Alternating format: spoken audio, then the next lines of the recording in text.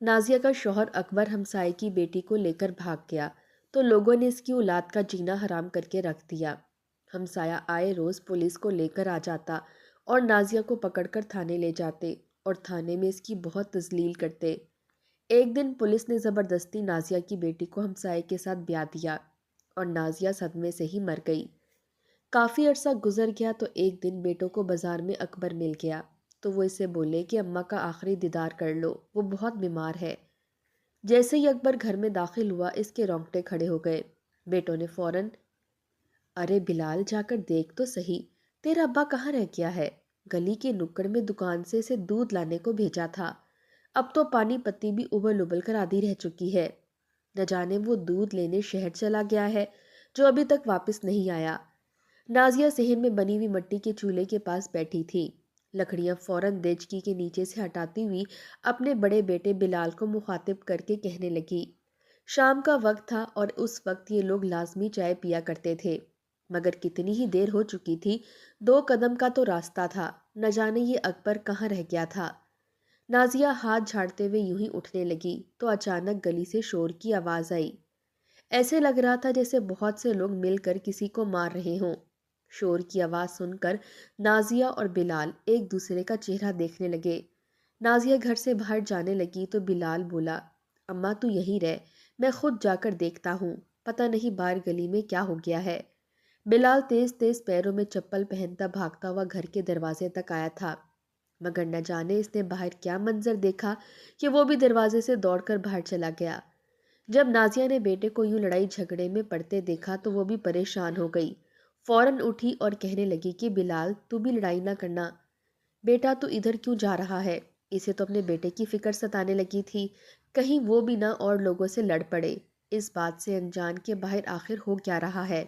بہت تیزی سے گھر کے بیرونی دروازے تک پہنچی تھی، مگر جیسے ہی باہر کا منظر دیکھا تو ٹھٹک کر رہ چکی تھی، کیونکہ سامنے گلی کے کئی مرد اکبر کو پکڑ کر مار رہے تھے۔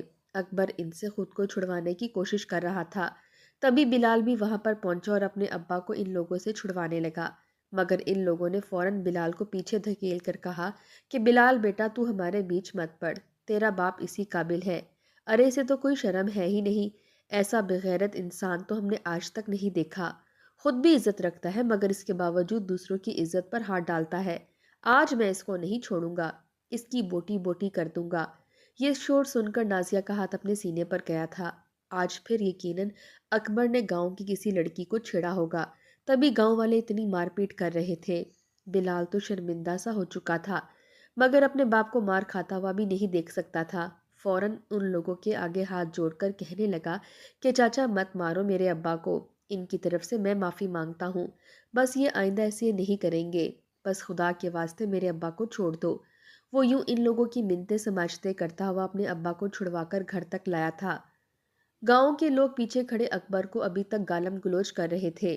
اکبر جو کچھ دیر پہلے مار کھا رہا تھا، گھر آتے ہی فوراً شیر ہو چکا تھا، انہیں گالیاں دینے لگا، کہنے لگا کیسے کمینے لوگ ہیں، مجھ پر الزام لگاتے ہیں، ارے میں تو اپنے دھیان میں دودھ لینے جا رہا تھا، راستے میں اس سخاوت کی بیٹی مجھے دیکھ کر اشارہ کرنے لگی تو اس میں بھلا میرا کیا قصور ہے؟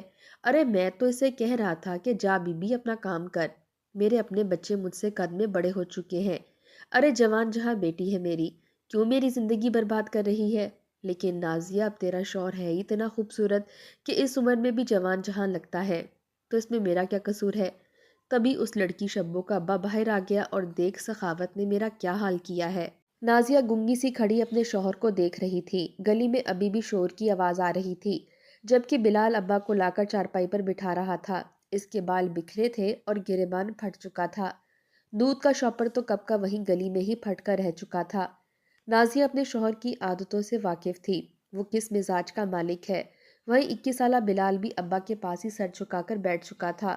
نازیہ نے ایک نظر اپنے شریف غیرت مند بیٹے پر ڈالی اور پھر اپنے شوہر کو دیکھ کر کہنے لگی، تجھے کوئی شرم حیا ہے بھی کہ نہیں؟ اگر تیرا بیٹا ایسی حرکتیں کرتا تو چلو دنیا کہہ بھی دیتی کہ کسی لڑکی کی محبت میں پڑ چکا ہے، اس لیے ایسی حرکتیں کر رہا ہے، ارے جوان ہے اور جوان خون اکثر بھٹک جاتا ہے، مگر تو 2 بیٹے ہیں تیرے اور تیری ایک بیٹی کمرے میں بیٹھی منہ چھپائے شرم سے باہر نہیں آ رہی کہ بھلا ابا سے نظر کیسے ملا پاؤں گی؟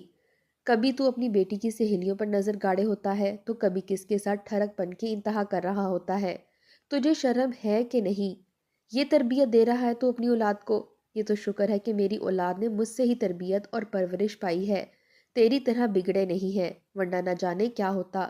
گاؤں والے تو ہمیں کب کا دھکے مار کر اس گھر سے نکال چکے ہوتے۔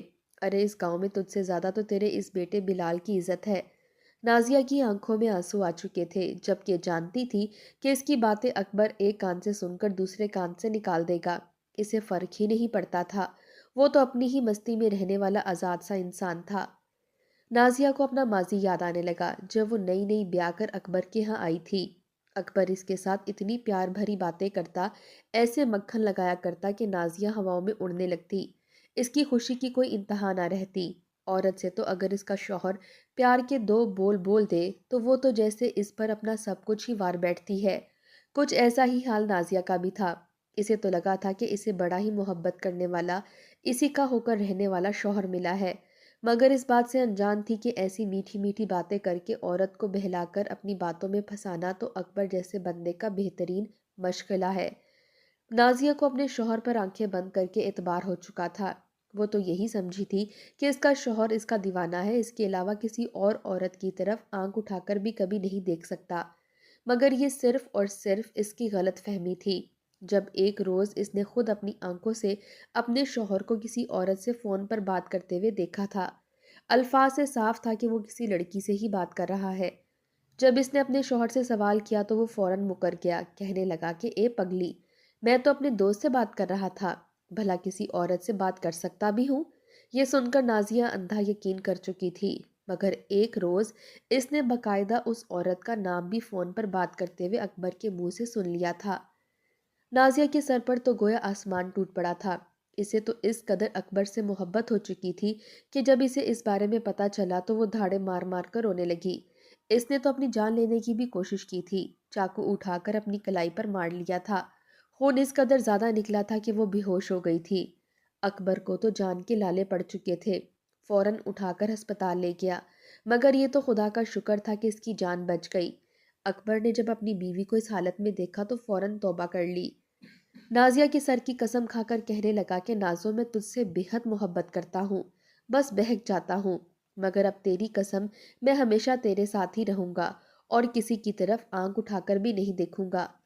ایک مرتبہ پھر نازیہ دھیرے دھیرے اس کی باتوں میں آ گئی، یہ سمجھنے لگی کہ اس کا شوہر سچ مچ میں اس کی تکلیف کے بعد سدھر گیا ہے، مگر ایسا نہیں تھا۔ اکبر جیسے حسن پرست لوگ نہیں سمجھتے، وہ خود بھی بڑا ہی خوبصورت تھا، لڑکیاں تو اس پر ایسے ہی فدا ہو جاتی تھیں، اور یہ کسی کو بتاتا بھی نہیں تھا کہ یہ شادی شدہ ہے، یہاں تک کہ وہ ایک بیٹے کا باپ بھی بن گیا، مگر اس کے باوجود اس کی حرکتیں نہ سدھر سکیں۔ وہ یوں ہی کئی لڑکیوں سے دل لگی کرتا رہتا، کتنی ہی لڑکیوں سے ملاقات بھی کر لیتا، مگر آج تک اس نے اپنی حدود سے تجاوز نہیں کیا تھا۔ بس اسے خوبصورت لڑکیوں سے بات کرنے کا ہی اشتیاق تھا، اور یوں وہ اپنا دل بہلائے رکھتا۔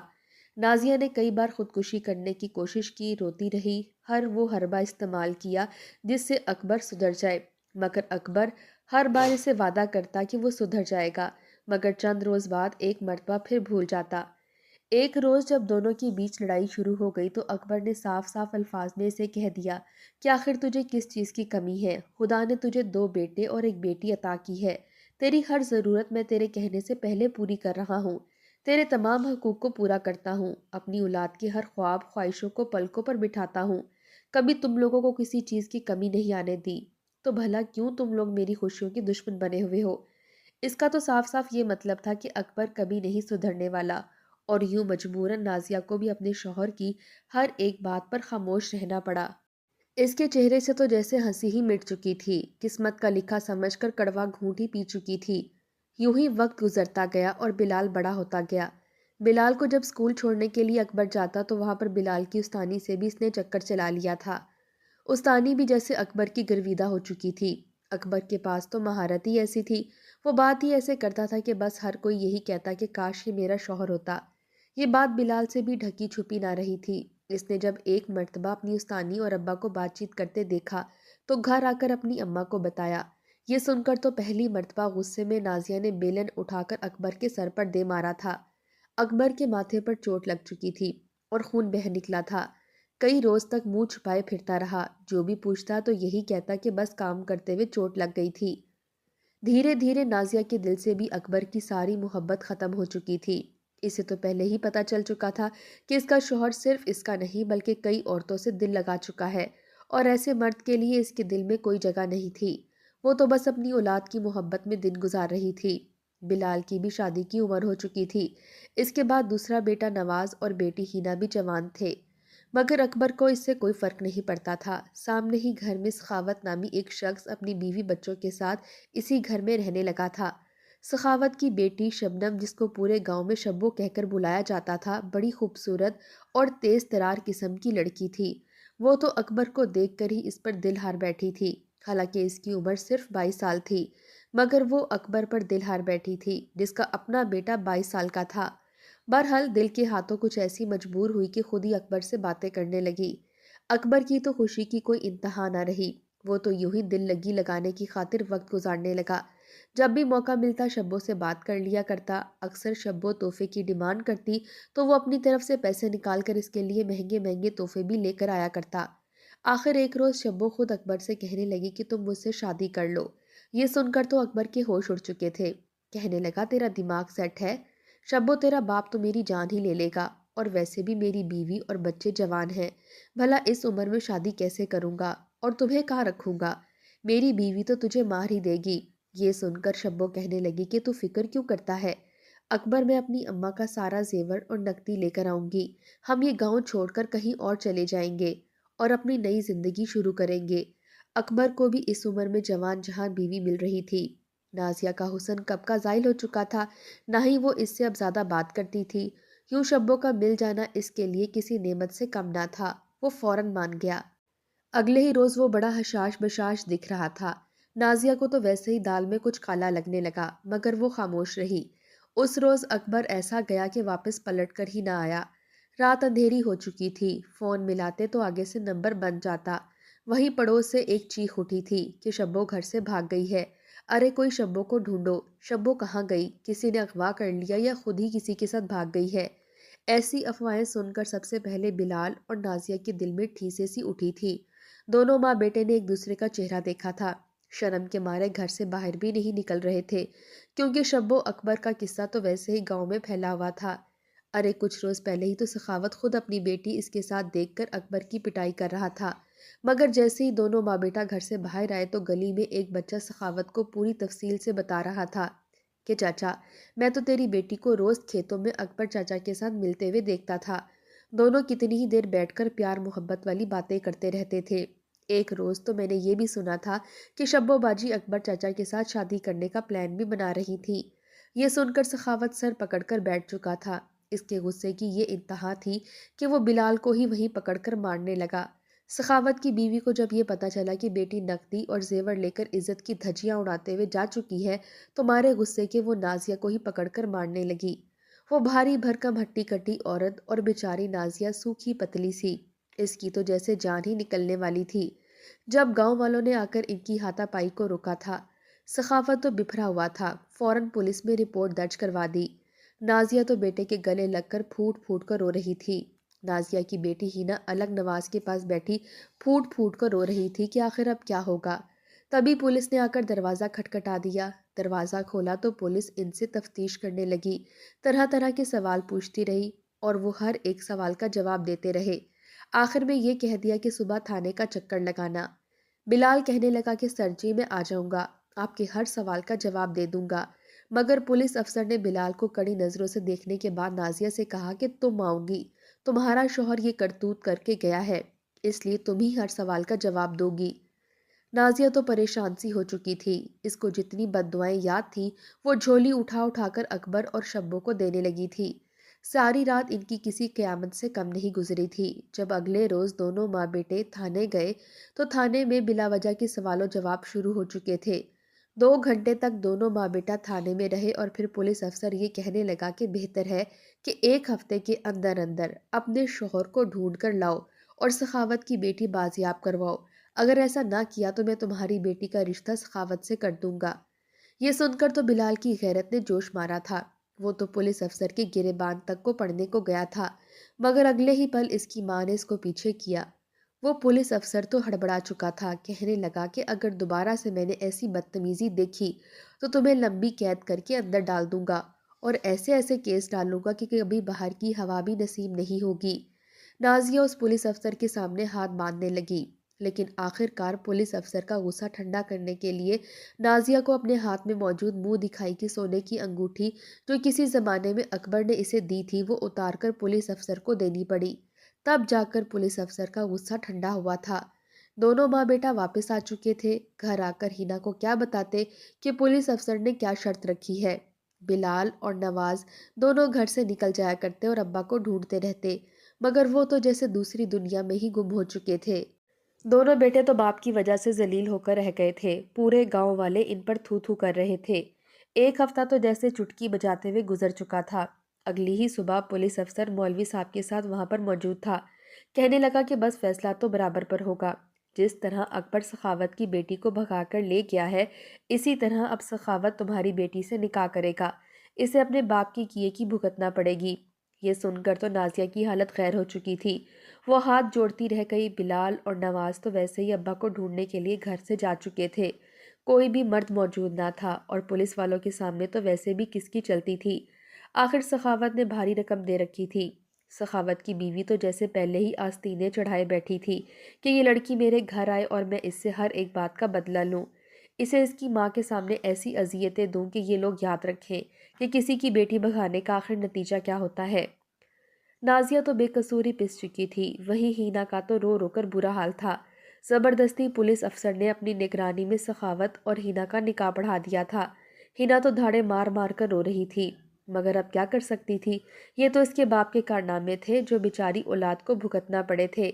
سخاوت گھسیٹتے ہوئے ہینا کو وہاں سے اپنے گھر کی جانب لے گیا۔ کسی میں جرت نہ تھی کہ وہ سخاوت کو روک سکتا۔ بیٹے بھی گھر نہ تھے۔ بیٹی کو یوں جاتے دیکھا تو نازیہ کو دل میں شدید درد اٹھا تھا اور وہ وہیں ہارٹ اٹیک آنے سے گر کر مر چکی تھی۔ بیچاری ہینا کی تو ایڑیاں گھسیٹنے کی وجہ سے پھٹ چکی تھی۔ وہیں اسے گھر لے جاتے ہی اس کا استقبال جوتوں اور لاتوں سے کیا گیا تھا۔ وہ بیچاری معصوم سی بچی سخاوت کی بیوی کی حد چڑھ چکی تھی۔ اسے تو نہ جانے کب تک یہ ظلم سہنا تھا۔ وہیں بیٹے رات کو جب گھر واپس آئے تو گھر میں ماں کی میت پڑی تھی۔ بہن تو ادمری سخاوت کے گھر بیٹھی تھی۔ جیسے ہی سارے ماجرے کا علم ہوا تو دونوں بھائی تو جیسے بے بس دھاڑے مارنے لگے، اپنی ماں کو اٹھانے لگے۔ ان پر تو دوہری قیامت ٹوٹ پڑی تھی۔ سخاوت نے ہینا کو اس کی ماں کا آخری دیدار بھی کرنے نہیں دیا تھا۔ دونوں بیٹوں نے اپنی ماں کو منو مٹی تلے دفن کیا۔ ساری رات دونوں ماں کی قبر کے پاس بیٹھے رہے۔ آخر کس کے پاس جاتے اور کس سے اس ظلم کا انصاف مانگتے؟ ان کی بہن الگ اذیت سے دوچار تھی۔ پولیس والے بھی سخاوت کے ساتھ تھے۔ کوئی بھی ان کے حق میں بات نہیں کر سکتا تھا۔ صبح ہوئی تو دونوں نے فیصلہ کیا کہ جو بھی ہو جائے وہ ہر حال میں اپنی بہن کو واپس لے کر آئیں گے یا پھر خود کو پھانسی پر لٹکا کر خون سے لکھ جائیں گے کہ ہمارے مرنے کی وجہ ہمارا باپ اور یہ سخاوت چچا ہے۔ یہ سوچ کر مارے جوش کے جو ہی دونوں گھر کی جانب آنے لگے تو راستے میں ان کو اپنا باپ مل گیا، جو کہ بڑا ہی خوش سودا سلف لے کر شاید اپنی نئی بیوی کے پاس جانے والا تھا۔ راستے میں بیٹوں نے دیکھا تو حقارت سے ان کی آنکھیں کھلی تھیں۔ باپ کے پاس گئے تو باپ ٹھٹک گیا۔ بیٹے کچھ کہتے اس سے پہلے ہی اکبر بولا کہ دیکھو بیٹا، میں نے نکاح کیا ہے، کوئی گناہ نہیں۔ شبو نے اپنی مرضی سے مجھ سے نکاح کیا ہے، میں نے اسے زبردستی نہیں کی۔ مگر بلال کہنے لگا کہ ابا، اماں کا آخری سانس چل رہا ہے، ہو سکے تو آ کر اماں کا آخری دیدار کر لو۔ یہ سن کر سارا سودا اکبر کے ہاتھ سے گرا تھا۔ وہ تو یہی سوچ رہا تھا کہ جیسے ہی معاملہ ٹھنڈا ہوا تو کچھ روز بعد واپس اپنے گھر نازیہ کے پاس چلا جائے گا اور شبو کو بھی وہیں رکھے گا۔ دونوں بیویاں خوش باش رہیں گی اور وہ بھی۔ مگر نازیہ کی خراب طبیعت کی خبر سن کر وہ دوڑا دوڑا بیٹوں کے ساتھ گھر آیا تھا۔ گھر آیا تو گھر بالکل خالی پڑا تھا۔ ہڑبڑا کر کہنے لگا کہ نازو کدھر ہے؟ بیٹے کہنے لگے کہ وہ مر چکی ہے، ساری رات ہم اپنی ماں کی قبر پہ بیٹھے رہے ہیں۔ وہی سخاوت کو بھی پتہ چل چکا تھا کہ اکبر کی آواز اس کے گھر میں گونج رہی ہے۔ تبھی اس کی نظر پورے گھر پر پڑی اور کہنے لگا کہ ہینا کہاں ہے؟ میری بچی کدھر ہے؟ اسے تو ماں سے بڑی ہی محبت تھی، وہ ٹھیک تو ہے نا؟ مگر اگلے ہی پل بلال نے جو کچھ ہوا سب کچھ ابا کو بتایا تو اکبر تو جیسے صدمے کے وہی زمین میں گر چکا تھا۔ وہ تو جوش میں ہوش کھو بیٹھا تھا، یہ سوچنا ہی بھول چکا تھا کہ اس قدم کے بعد اس کی اولاد اور بیوی کو کیا کچھ سہنا پڑے گا۔ تبھی سخاوت ہاتھ میں بندوق لیے گھر میں داخل ہوا تھا۔